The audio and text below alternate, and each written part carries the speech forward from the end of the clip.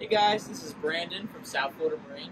Today we're going to go over a few things to look at before giving your local Mastercraft dealer a call when your boat overheats. First question you may have is my Mastercraft overheating?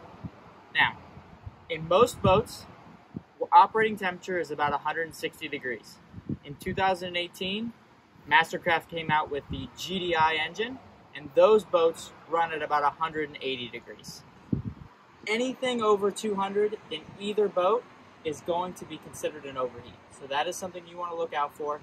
In most newer boats, you're going to have an alarm pop up, but in our older boats, that may not happen. So it's something to look at on the screen on your temperature gauge.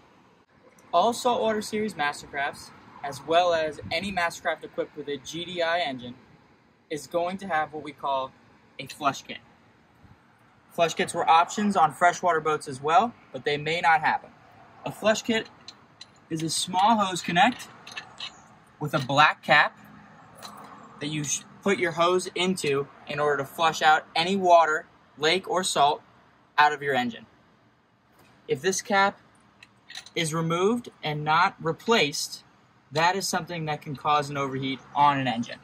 So what you want to do is, after you're done flushing your boat, you want to make sure that that cap is replaced.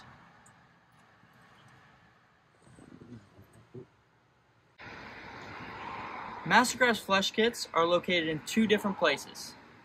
They can either be located in the engine compartment, such as you see on this one, or in the rear of the boat, under where the cover would sit.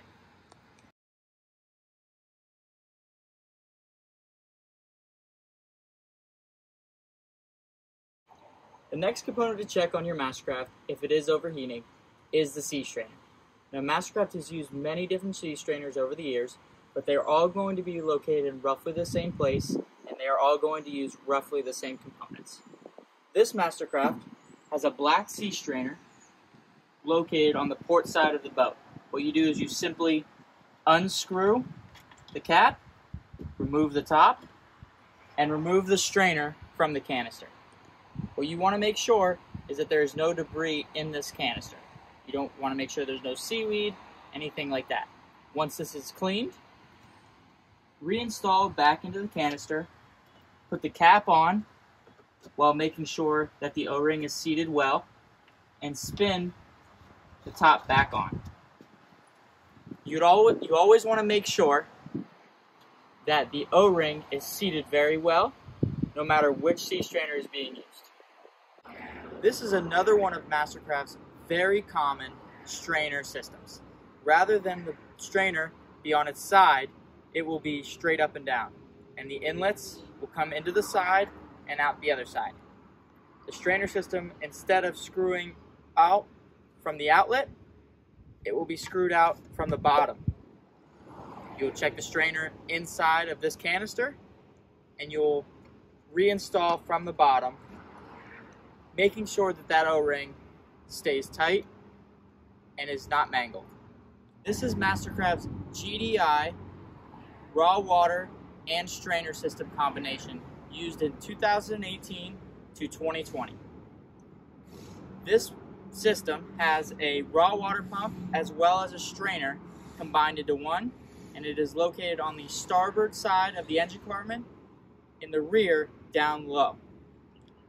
The way to open this strainer is you simply spin this clear cap off, remove the white strainer and clean it, replace the white strainer, and replace the white cap. Again, I want to make sure to emphasize that we want to keep that O-ring tight as well as completely intact. Alright guys, thanks for watching the video. If you have any questions about your Mastercraft overheating or any questions about Mastercraft in general, please give us a call at 561-737-9423. I'm Brandon, and I'd really appreciate if you dropped in on the comments what you think we should video next.